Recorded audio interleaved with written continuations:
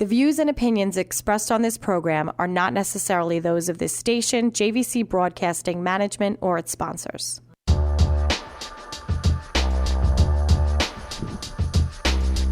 Welcome to Crime and Justice Radio, where we talk all things crime, justice, mayhem, and the courts with expert insiders and legal outcasts. My name is Aida Leisenring. I'm your host, along with my co-host, Bruce Barquette. How you doing? I'm well. We have a busy show tonight. Lots of interesting stuff. Crazy in some ways. Well, the first half's going to be a lot different than the second half, but we have expert insiders on both of them. Our first guest is going to be Jimmy Lawson, who I met once in person, and I love the guy. He's a mayoral candidate for Oklahoma City. You buried the lead. Oh. We don't care if he's a mayoral candidate in Oklahoma. We care that he's the best friend to Julius Jones, who now has an execution date in Oklahoma of October 28th.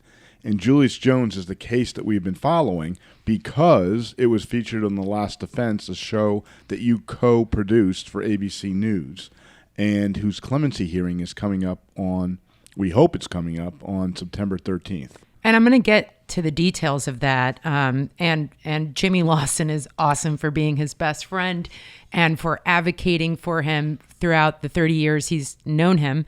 But also because he's just an incredible human being. So we want to talk about what he's doing. But we also have the Honorable Barry Kamins, who happens to be the appellate lawyer for Harvey Weinstein's criminal case in New York State, as well as Rudy Giuliani's lawyer representing him before the grievance committee, trying to get his temporary suspension lifted or stop him from being permanently disbarred. So Judge Kamins, the judge as we'll refer to him, fascinating man, real institution in the legal profession. No surprise that Harvey Weinstein picked him, and no surprise that he's representing Rudy Giuliani. So that'll be a fascinating conversation, but let's talk about Julius Jones first. So if you haven't heard of Julius Jones, let me give you a summary of the case. In 1999, 19-year-old African-American freshman at University of Oklahoma with no history of violence, Julius Jones, was charged and convicted and sentenced to death for the murder of a white businessman in the 90s. His case is he's got a very compelling case of innocence. I'll put it that far, okay? And I'll tell you some of the reasons why. First of all, this was completely out of character for Julius Jones.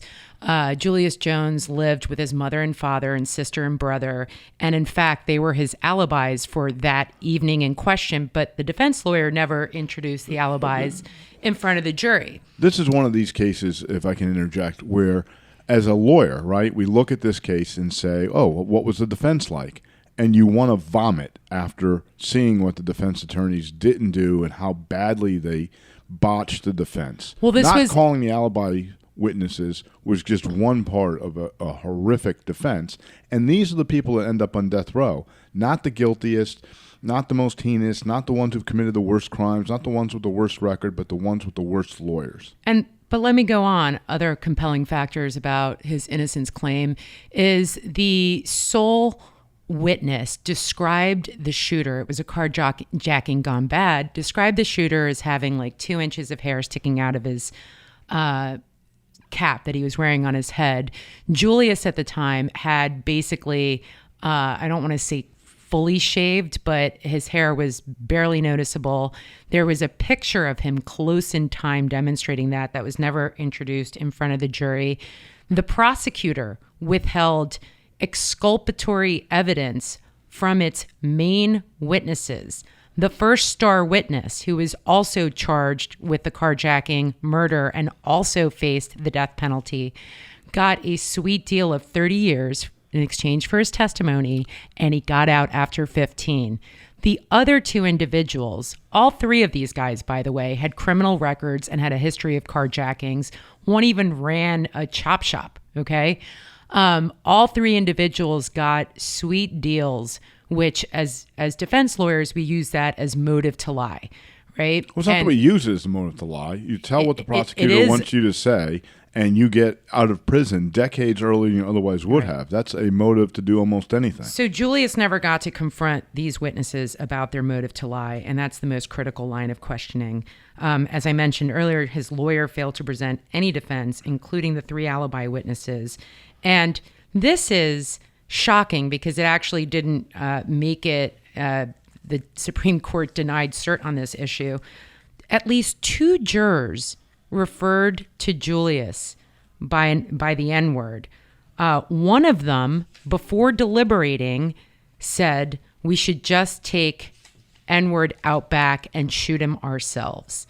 All right. So even if you're not compelled to believe that Julius is innocent, his prosecution was fatally flawed on all levels.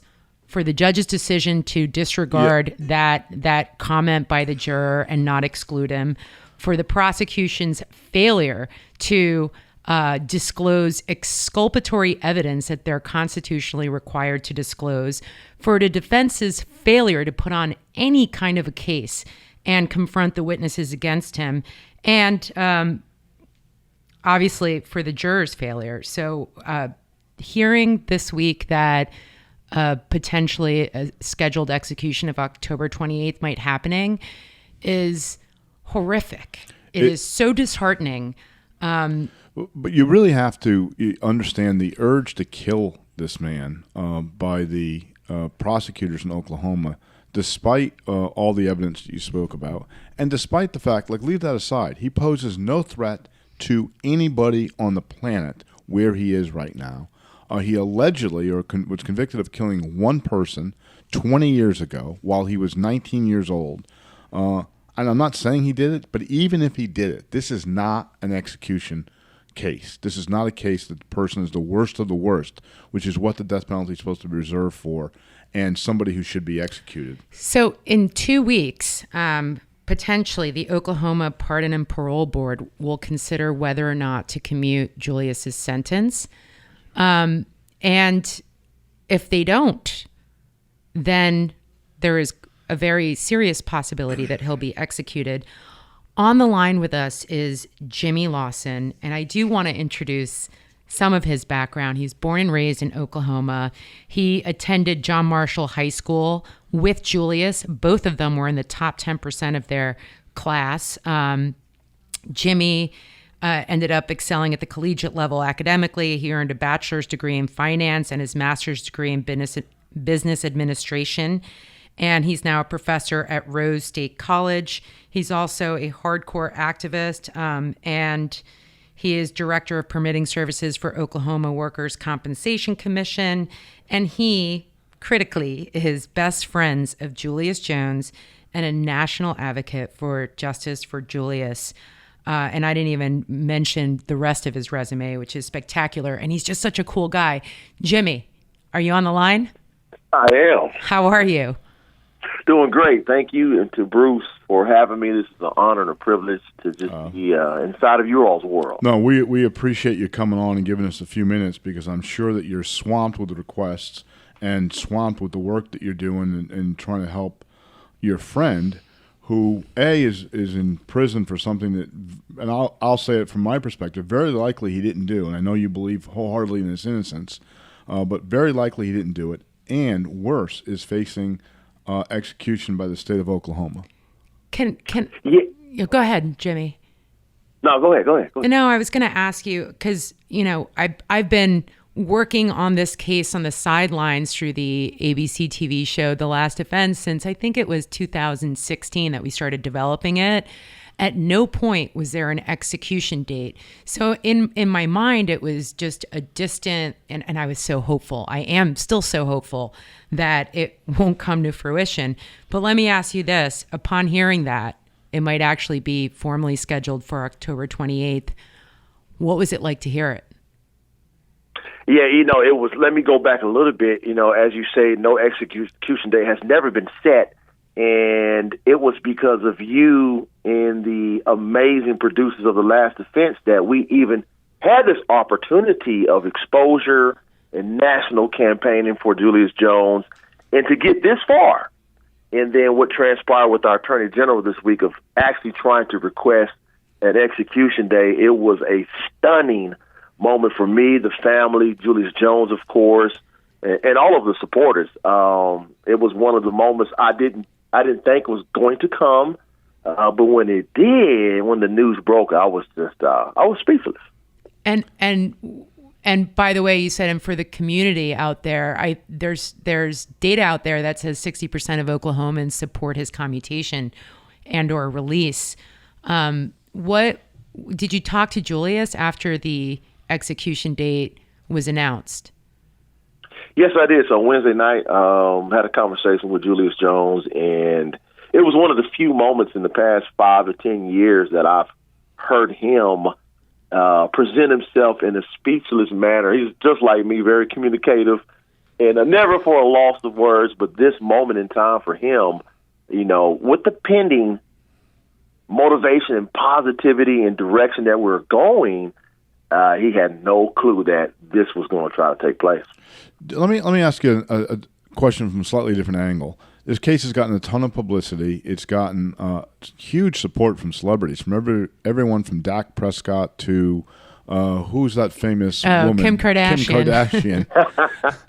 To a number of John Legend, Brian Stevenson, Common. It doesn't seem to me, as like an outside observer, that we're coming up on his commutation hearing on the 13th. The parole board voted to move it to stage 2, and then suddenly, out of nowhere, the Attorney General says, I want an execution date, and asks for one and gets one on October 28th.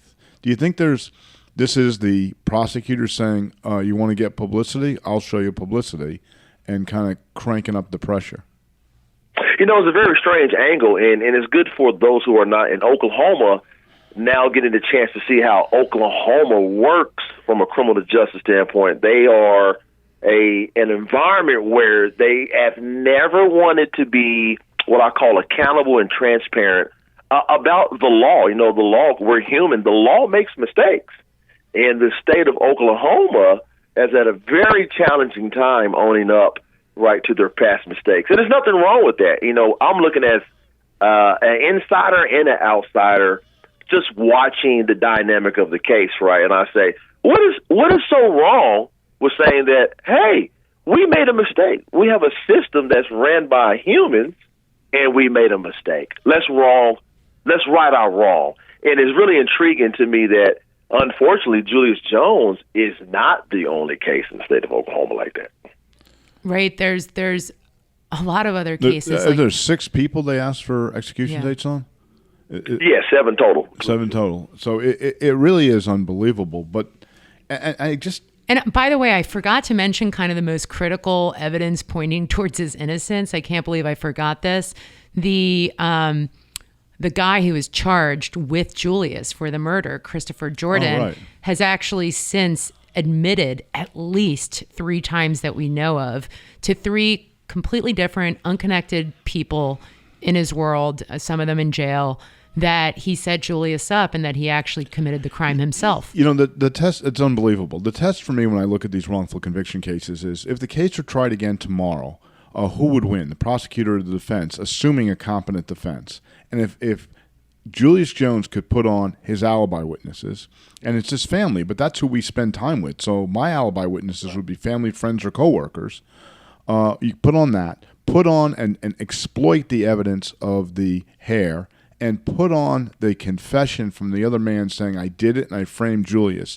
Is there a chance in hell, forgive me, a chance in hell that this man would be convicted, let alone sentenced to death?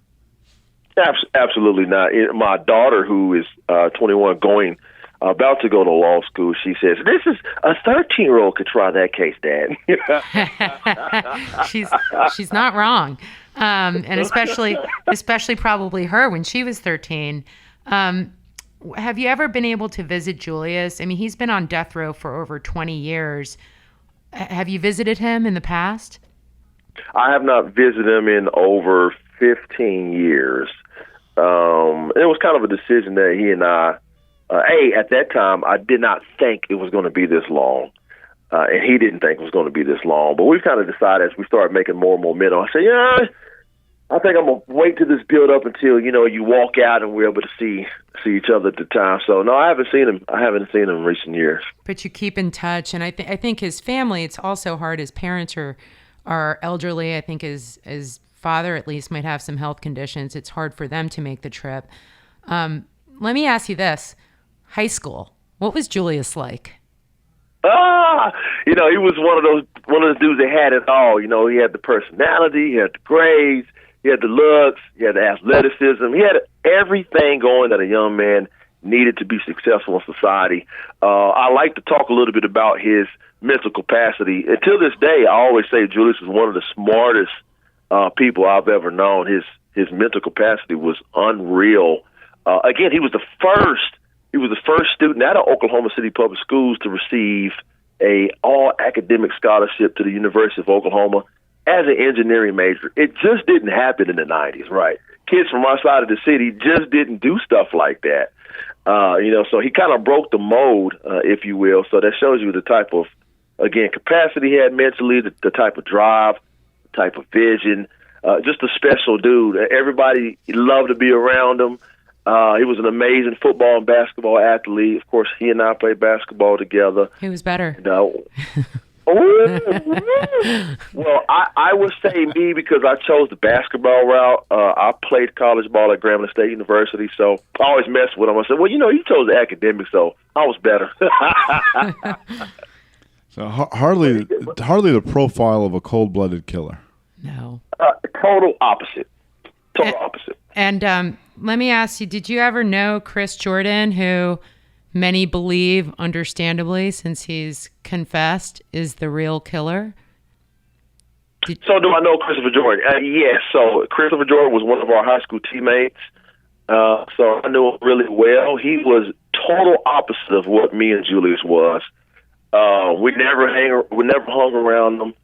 His motives, his desires, his hobbies were almost 100% opposite to what me and Julius was into.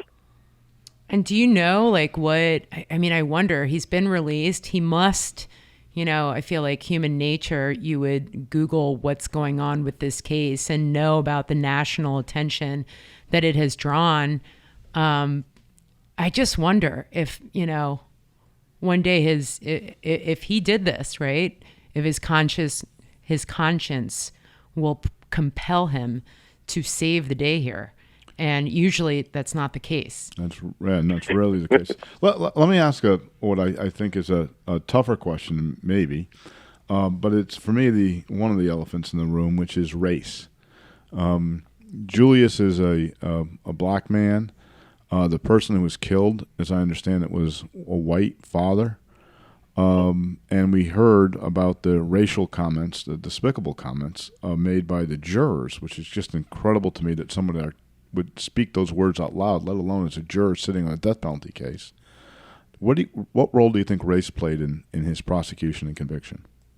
Oh, it played a huge role. In Oklahoma County in the 90s, it was very divided racially when it comes to conviction rates and how they prosecute cases based on race. It was a fact that African Americans were convicted at a much higher rate. Maybe I think either 3 or 4 times higher than a white suspect. And then you add the component of a black man hypothetically killing a white man. They just took that and multiplied times 2. So there was a racial dynamic, right? There was a cultural dynamic for Bob Macy. He was that guy who we're going to convict by any means necessary, and because it's a black man, we're definitely going to find a way to convict. And it was just a third of Bob Cowboy Macy's convictions were overturned for prosecutorial misconduct, which is an incredible number. And he was one of the 5 top deadliest prosecutors, meaning he sought the death penalty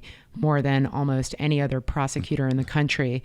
That's almost laughable. Rated by a Harvard study. That's almost laughable if you think about it for a second. You have somebody who screws up a third of the time on something that should be close to 100% and is seeking the death penalty. We only have a minute left. I want to ask if you recall his arrest, and when you first heard that Julius was charged with this crime, what was your reaction? I do. I remember like it was yesterday. I'm sitting at my house, just about to pull up, and the day before is when they did the blockout on my block to try to find Julius Jones. But the next day, they actually found him. So I'm sitting at home, news breaks. We found Julius Jones. I thought, oh, they definitely have the wrong guy. My heart and spirit, I was thinking, we're going to go to court. We'll provide the evidence. He'll be out soon. But, man, well, we were wrong. Look, we wish you we're going to follow this and come back. To say that we wish you luck is such an understatement. But well, we wish the very, very best for Julius. I believe in hope, and I believe in beautiful miracles, and it shouldn't take one to get him out. And Jimmy, so good that you're running for mayor, because we need people like you. We really do. You're great. Hang in there. We'll talk to you again. Thank you. I appreciate that. Thank you for having me. Take care.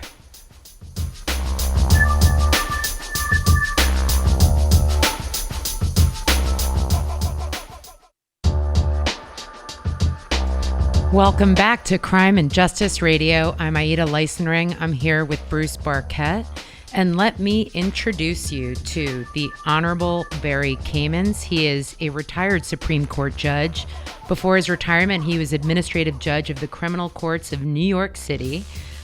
He was also an adjunct professor at Brooklyn Law School, where he teaches New York criminal practice. He's the author, if you're a lawyer, you know this book, the famous New York Search and Seizure, and he writes the criminal law and practice column for the New York Law Journal. He was in the 60s and early 70s an assistant district attorney in Kings County, and he's also worn the other third hat from prosecutor to judge to defense lawyer, and now he's a named partner at Aida, Bertuna, and Kamins. And we are fortunate to have him. He represents two of the most famous or notorious or famous people in America in the criminal justice world, Harvey Weinstein and Rudy Giuliani, in two very different proceedings. Welcome, Judge. How you doing? Thanks for inviting me. And yes, they certainly are interesting clients. Probably not the most well-liked people, but nonetheless clients and deserving of zealous defenses. So thanks for inviting me. Oh, we're happy to have you, kidding. So it really, look, the book that you wrote about search and seizure is to criminal defense lawyers what the Bible is to Baptist preachers. Wow. I'm a Jewish guy from Brooklyn, so I don't know about those facts. Well, you get the analogy. So yes, I do. Yeah. It is fascinating to be able to speak to you. I want to start with maybe a broader sense of it. You've been a judge, a prosecutor, and a defense attorney, and not in that order, right? You went from prosecutor, I think, to judge, and now you're a defense attorney.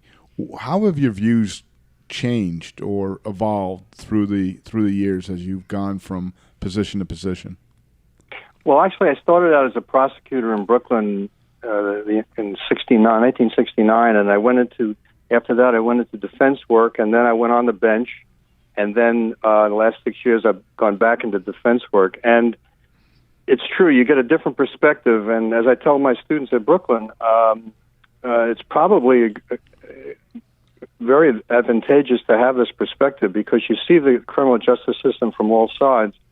And, each side has its own advantages and disadvantages. When I was a young prosecutor, everything was black and white, good and bad. And then when I went into defense work, I saw that, of course, that's not true. There are nuances and gray areas that you just don't see as a prosecutor. And, of course, on the bench, everything was clarity. Everything, I wanted to get the law right and get drilled down to the legal issues, which I enjoyed so much. And then back in defense work now, I'm with a great firm in Arthur Aida, and we're able to represent some interesting, as you mentioned before, some interesting people. So each position has offered me great challenges, and it's been very, very entertaining and enjoying.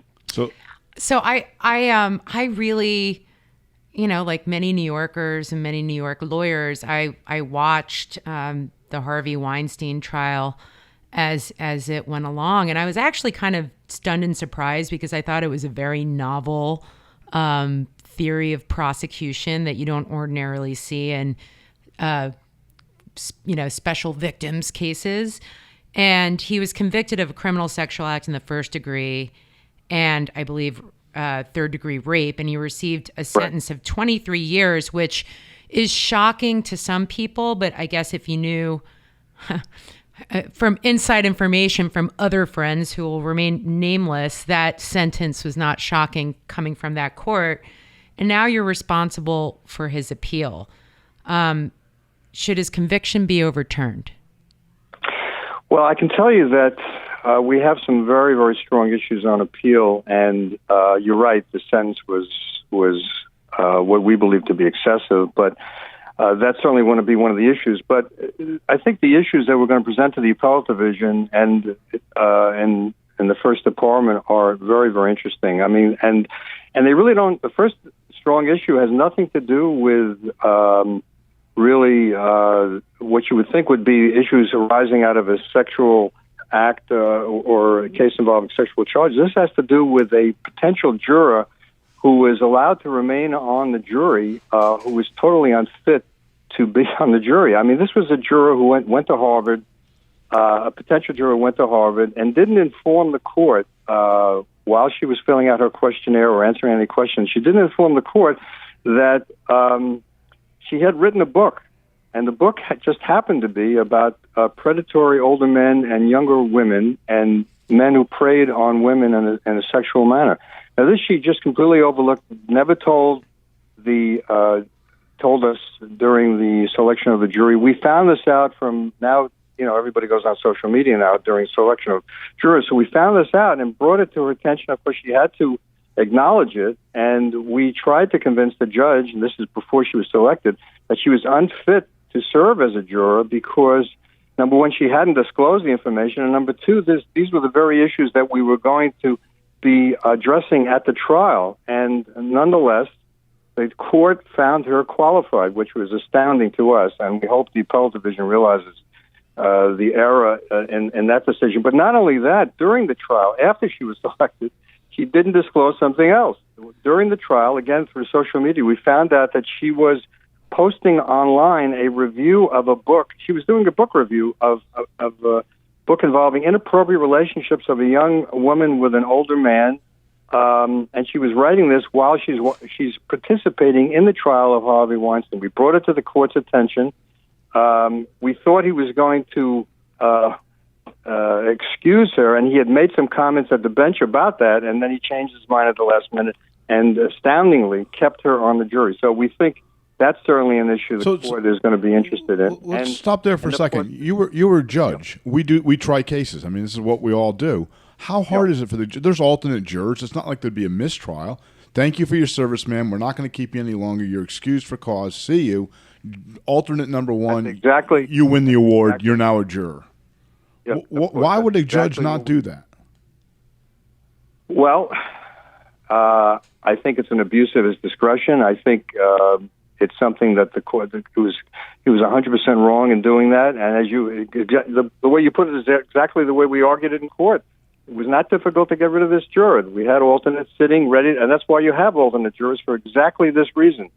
Situations like this, and he chose not to do it. And of course, the other issue we're going to raise on appeal is the Molyneux issue. For those listening, Molyneux is a motion that the prosecutors make to allow in their direct case. In their direct case, they offer evidence of prior misconduct, and the court permitted, and this is, of course, within the court's discretion up to a point, he allowed 5 women to come in to testify about Weinstein's misconduct. Now, 5 women testifying about prior misconduct, which had nothing to do with the conduct which was the subject of the indictment, clearly, in our opinions, showed and created a propensity to commit this type of crime in the eyes of the jury. And not only that, he had another woman come in to corroborate the witnesses who testified about the prior misconduct. So that was sort of a 2 nails in the coffin. And then on top of that, the prosecution asked that if Weinstein took the stand, that they'd be allowed to question him about, and this is called the Sandoval motion, named after people of the Sandoval, that they'd be allowed to ask him about 28 prior bad acts over the past 30 years. Now, I've been around a long time, Bruce. I know you've been around. I've seen Sandoval motions, with a kind of a laundry list of things, 4, 5, 6. This was the most unusual Sandoval application I've ever seen because it involved 28 prior bad acts, and the court said, yes, you can ask him about each of those 28 acts if he chooses to testify. Well, and so just so people understand what this is about, it's about the credibility of the defendant. So the defendant gets on the stand and testifies. What is the juror allowed to hear about allegations that they've done something that might indicate they're less than truthful? And it's not a hard and fast rule, but people grow up, people change over time. So generally speaking, there's this kind of 10-year window that you figure that anything that took place prior to 10 years, unless it's egregious. I mean, 28 is insane. I've had clients with like 20-page rap sheets who the court says you can only ask, about 2 separate convictions and not name what type of convictions they are. That's unbelievable. What talk to us? And not surprisingly, he chose not to testify because he said he had a smart lawyer. Why am I going to get on the stand? I mean, if I'm going to get on the stand to be questioned, it's going to be a disaster. So he chose not to testify. So that's a denial of his right to testify right there. So we think those 2 issues are pretty strong. Well, there are others, but those are the strongest. I hate to bring up a salacious point. I actually hadn't thought about it until just now. And I remember being really disturbed about this ruling. And I don't know if this merits an appeal or not. But the judge permitted jurors to look at pictures of his genitals, which I thought was horrific because he wasn't alleging that he had never had sex with the individuals. It was a defense that it was consensual. So why would you have to introduce a photograph to ensure that an identification was made and she was therefore being truthful about who it was that she slept with?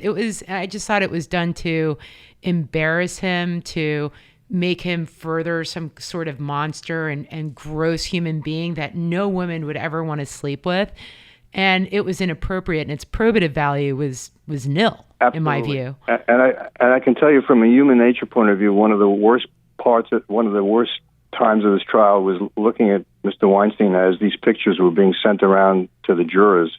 And the press, they were in the first and second row, they were craning their necks trying to get a look at these. Oh, they loved it. They couldn't.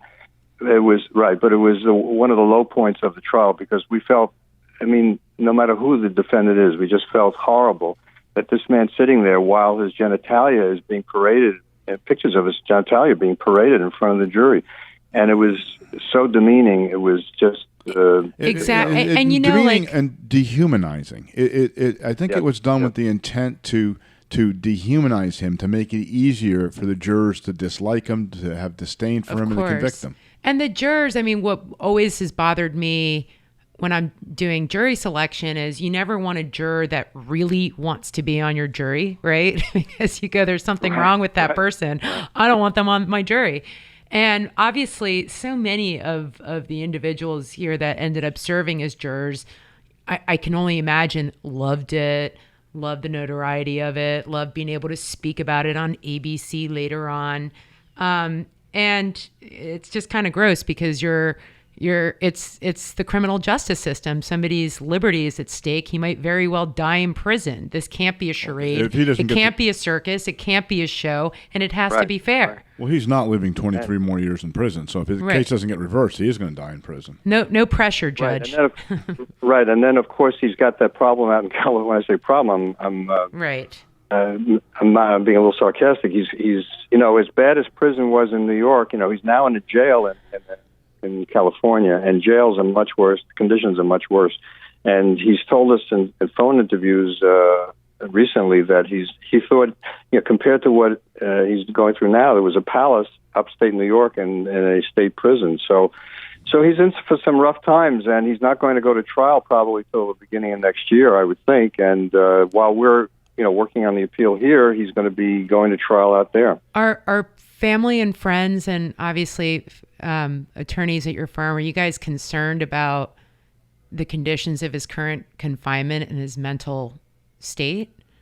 Yes, we are, and we've spoken to his lawyers out in California, and they're trying desperately to get him into a sort of an infirmary type of jail setting out there, which we were able to do in New York, but for some reason they're fighting it out there, and so far he remains in just a local jail without any special supervision of his, because he's got some really serious health issues. I know people were mocking the fact that he used a walker in New York. I was getting calls all the time, about the walker, but it was legitimate.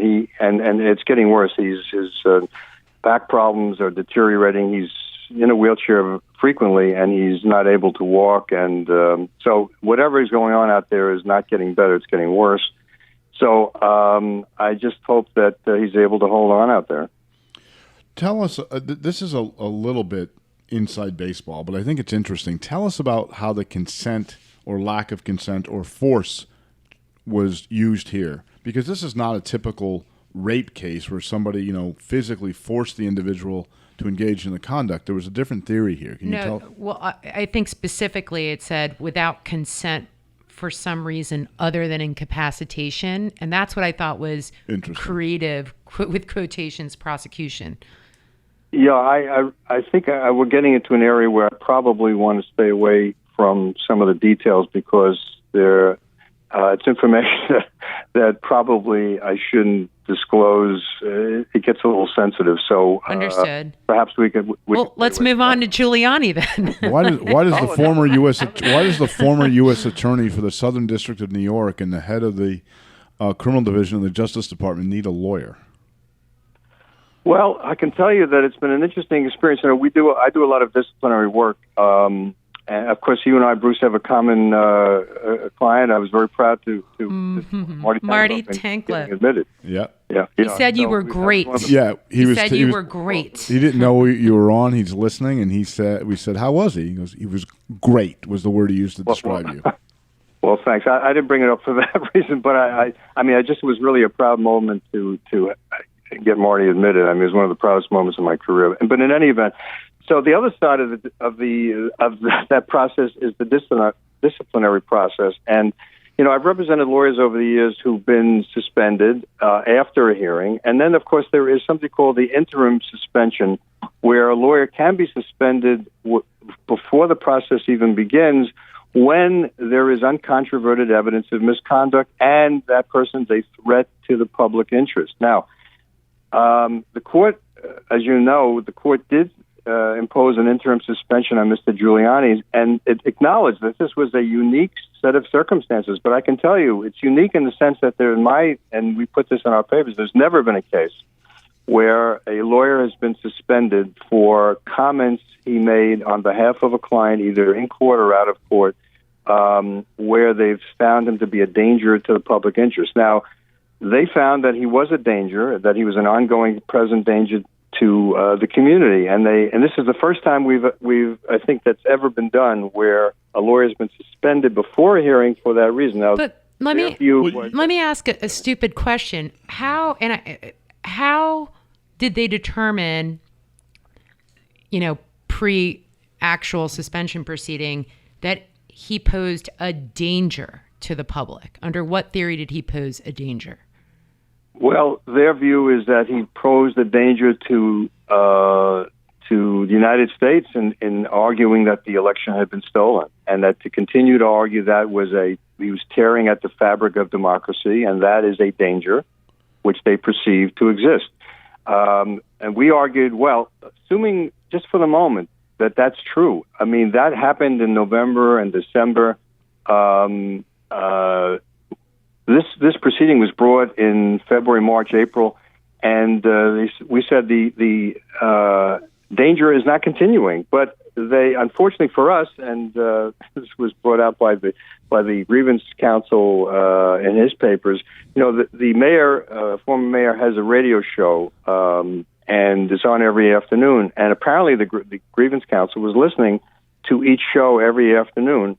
And apparently, Mr. Giuliani was making statements, continued to make statements on that radio show after the motion was brought to suspend him, and where he continued to. So they used those statements where he repeated these comments to say that that's why he was an ongoing and continuing danger. Now, I certainly don't agree with the fact that he was a danger, but that's the way they sort of bootstrapped the argument and said, well, if you're saying that he's no longer a danger, it can't be true because he's continuing to say what it is he said. But he didn't lose the radio show.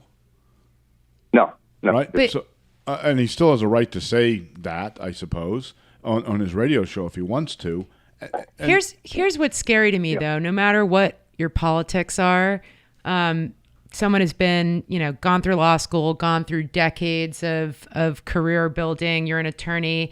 I don't know what's in his head, but I'd like to think that he genuinely believes there was fraud and that he genuinely reviewed hundreds and hundreds and hundreds of affidavits and potentially interviewed people that claimed there was fraud. Yes. So you're in essence suspending. You're absolutely right. What we plan to do going forward, we're now going to have a hearing. We plan to bring all those affidavits to the court's attention, call witnesses, and these are the people on whom he relied. As exactly what you said, he did rely on people who were there at the polling places, and they gave him affidavits saying this was what we saw. Now, he relied on those. Whether he had a right to rely on them, that's what the court will decide. But we think that after they listen to all this evidence, they may change their mind. We're hoping they change their mind and say that he,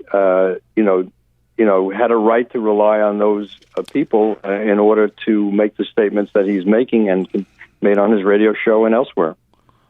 Think about the how that would ripple through society, through our political body, if you will, if a court finds that Rudy was reasonable in relying upon these affidavits about election fraud. Can you suspend a prosecutor for saying your client is guilty if he turns out to be innocent? Let's not open the floodgates. Judge, the music means we're coming to an end. Thanks so much for coming on and chatting with us for a few minutes. Keep doing God's work out there. Good luck to you with all your clients, and we'll speak to you again soon. Thanks so much for coming on. Thank you. Thanks for inviting me. Bye. And next week, we have Professor Steve Zeidman, who successfully got released 6 out of the 15 people that Cuomo pardoned. The views and opinions expressed on this program are not necessarily those of this station, JVC Broadcasting Management, or its sponsors.